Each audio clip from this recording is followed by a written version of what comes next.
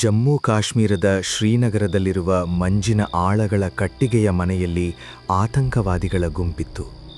ಇಸ್ಬುಲ್ ಮುಜಾಹಿದ್ದೀನ್ನ ಇಫ್ತಿಕಾರ್ ಭಟ್ ಎಂಬ ಆತಂಕವಾದಿ ಒಂದು ಕೋಣೆಯಲ್ಲಿ ಚಹಾ ಮಾಡುತ್ತಿದ್ದ. ಅದೇ ಮನೆಗೆ ಇನ್ನೊಂದು ಕೋಣೆಯಲ್ಲಿ ಅಬೂ ತರಾರು ಮತ್ತು ಅಬೂ ಸಜಾರ್ ಹೆಸರಿನ ಆತಂಕವಾದಿಗಳು ಗುಸುಗುಸು ಮಾತನಾಡತೊಡಗಿದರು.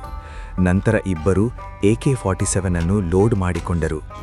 ತಕ್ಷಣ ಭಟ್ ಚಹಾ ಮಾಡಿ ಒಂದು ಪ್ಲೇಟ್ನಲ್ಲಿ 3 ಕಪ್ ಚಹಾ ತೆಗೆದುಕೊಂಡು ಸುಜಾರ್ ಮತ್ತು ತರಾರಿರುವ ಕೋಣೆಗೆ ಬಂದ. ಅದೇ ಸಮಯಕ್ಕೆ ಸಜಾರ್ ಚಹಾದ ಕಪ್ ತೆಗೆದುಕೊಳ್ಳುವ ಬದಲು ಇಫ್ತಿಕಾರ್ ಭಟ್ಟನೆದೆಗೆ AK-47 ಅನ್ನು ತಗುಲಿಸಿದ. ಇನ್ನೊಂದು ಬದಿಗೆ ನಿಂತ ತರಾರ್ ಕೋಪದಿಂದ ಕೇಳಿದ, ಇಫ್ತಿಕಾರ್, ಕೊನೆದಾಗಿ ಕೇಳುತ್ತಿದ್ದೇನೆ, ಹೇಳು, ಯಾರು ನೀನು?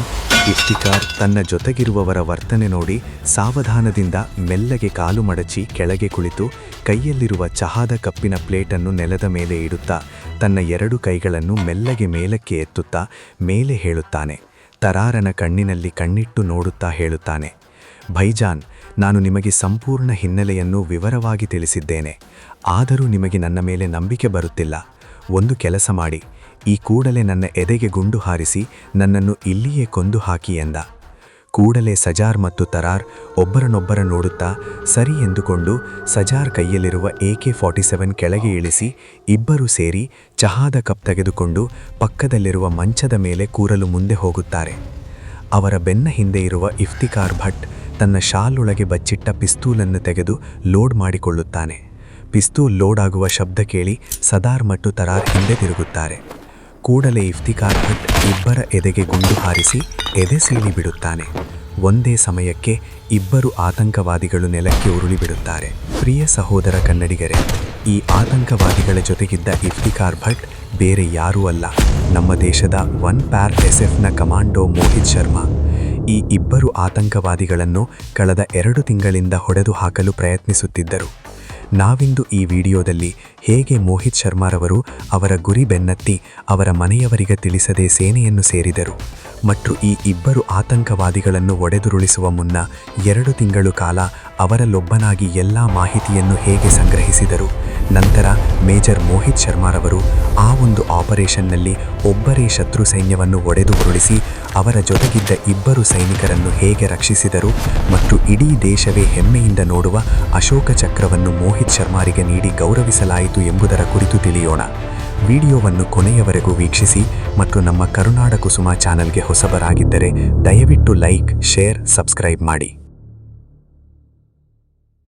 ಮೋಹಿತ್ ಶರ್ಮಾ ಅವರು ಜನಿಸಿದ್ದು ಜನವರಿ 13, 1978 ಹರಿಯಾಣದ ರೋಹ್ಟಕ್ನಲ್ಲಿ. ಬಾಲ್ಯದಿಂದಲೇ ಚುರುಕಾಗಿದ್ದ ಇವರಿಗೆ ದೇಶ ಸೇವೆ ಮಾಡುವ ಹಂಬಲವಿತ್ತು. 1995ರಲ್ಲಿ NDA ಪರೀಕ್ಷೆಯಲ್ಲಿ ತೇರ್ಗಡೆಯಾದಾಗ ಇವರ ವಯಸ್ಸು ಚಿಕ್ಕದು. ಆರಂಭದಲ್ಲಿ ಮಗ ಸೈನ್ಯಕ್ಕೆ ಸೇರುವುದು ಪೋಷಕರಿಗೆ ಅಷ್ಟಾಗಿ ಇಷ್ಟವಿರಲಿಲ್ಲ. ಆದರೆ ಮೋಹಿತ್ ಅವರಲ್ಲಿದ್ದ ಅಚಲ ದೇಶಪ್ರೇಮ ಮತ್ತು ದೃಢತೆಯನ್ನು ಕಂಡು ಕೊನೆಗೆ ಒಪ್ಪಿಗೆ ನೀಡಿದರು. ಆದರೆ ಒಂದು ಸಮಸ್ಯೆ ಇತ್ತು. ವೈದ್ಯಕೀಯ ಪರೀಕ್ಷೆಯ ಸಮಯದಲ್ಲಿ ಅವರ ತೂಕ ನಿಗದಿತ ಪ್ರಮಾಣಕ್ಕಿಂತ 6 kg ಕಡಿಮೆ ಇತ್ತು.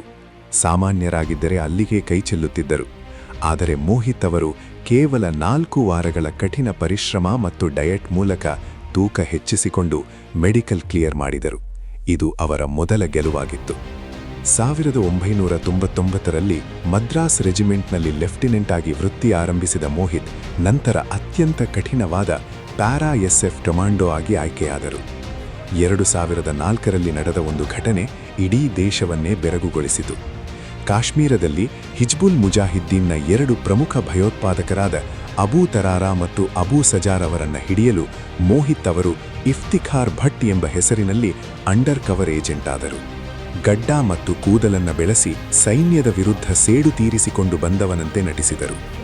2 ವಾರಗಳ ಕಾಲ ಉಗ್ರರ ಜೊತೆಗೆ ಇದ್ದು ರಹಸ್ಯ ಮಾಹಿತಿ ಕಲೆ ಹಾಕಿದರು. ಒಂದು ದಿನ ಎಲ್ಲರೂ ಚಹಾ ಕವಾ ಕುಡಿಯುತ್ತಿದ್ದಾಗ ಅವರಿಗೆ ಚಹಾ ನೀಡುವ ನಟನೆಯಲ್ಲಿಯೇ ಇಬ್ಬರು ಉಗ್ರರನ್ನ ಗುಂಡಿಕ್ಕಿ ಹೊಡೆದುರುಳಿಸಿದರು. ಇದು ಅವರ ಅದ್ಭುತ ಚಾಣಾಕ್ಷತನಕ್ಕೆ ಸಾಕ್ಷಿ. ಮಾರ್ಚ್ 2009 ಕಾಶ್ಮೀರದ ಕುಪ್ವಾರದ ಹಫುದಾ ಕಾಡಿನಲ್ಲಿ ಉಗ್ರರು ನುಸುಳಿದ್ದಾರೆ ಎಂಬ ಮಾಹಿತಿ ಸಿಕ್ಕಿತು. ಮೇಜರ್ ಮೋಹಿತ್ ಶರ್ಮಾ ನೇತೃತ್ವದ ತಂಡ ದಾಳಿಗೆ ಸಿದ್ಧವಾಯಿತು. ಕಾಡಿನ ದಟ್ಟ ಮರಗಳ ನಡುವೆ ಅಡಗಿದ್ದ ಉಗ್ರರು ಇದ್ದಕ್ಕಿದ್ದಂತೆ ಕಮಾಂಡೋಗಳ ಮೇಲೆ ಭೀಕರ ಗುಂಡಿನ ದಾಳಿ ನಡೆಸಿದರು. ತಮ್ಮ ತಂಡದ ಯೋಧರನ್ನು ರಕ್ಷಿಸಲು ಮೋಹಿತ್ ಅವರು ಪ್ರಾಣದ ಹಂಗು ತೊರೆದು ತಾವೇ ಮುಂದೆ ನಿಂತು ಹೋರಾಡಿದರು. ಶತ್ರುಗಳ ಗುಂಡುಗಳು ಅವರ ದೇಹವನ್ನು ಸೀಳುತ್ತಿದ್ದರೂ ಅವರು ಎದೆಗುಂದಲಿಲ್ಲ. ತೀವ್ರ ರಕ್ತಸ್ರಾವವಾಗುತ್ತಿದ್ದರೂ MGL ಮೂಲಕ ದಾಳಿ ನಡೆಸಿ ಸ್ಥಳದಲ್ಲೇ 4 ಉಗ್ರರನ್ನ ಕೊಂದರು. ತಮ್ಮ ತಂಡದವರನ್ನು ಸುರಕ್ಷಿತವಾಗಿಸಿ ದೇಶಕ್ಕಾಗಿ ಹೋರಾಡುತ್ತಾ ಕೇವಲ 31ನೇ ವಯಸ್ಸಿನಲ್ಲಿ ಮೇಜರ್ ಮೋಹಿತ್ ಶರ್ಮಾ ವೀರ ಮರಣವನ್ನಪ್ಪಿದರು. ಅವರ ಈ ಅಪ್ರತಿಮ ಧೈರ್ಯ ಮತ್ತು ಬಲಿದಾನಕ್ಕಾಗಿ ಭಾರತ ಸರ್ಕಾರವು ಮರಣೋತ್ತರವಾಗಿ ದೇಶದ ಅತ್ಯುನ್ನತ ಶಾಂತಿಕಾಲದ ಶೌರ್ಯ ಪ್ರಶಸ್ತಿಯಾದ ಅಶೋಕ ಚಕ್ರ ನೀಡಿ ಗೌರವಿಸಿತು.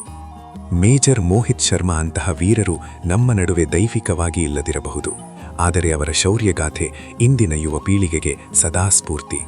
ಇಂತಹ ಮಹಾನ್ ಚೇತನಕ್ಕೆ ಕರುನಾಡ ಕುಸುಮ ಪರವಾಗಿ ಕೋಟಿ ಕೋಟಿ ನಮನಗಳು.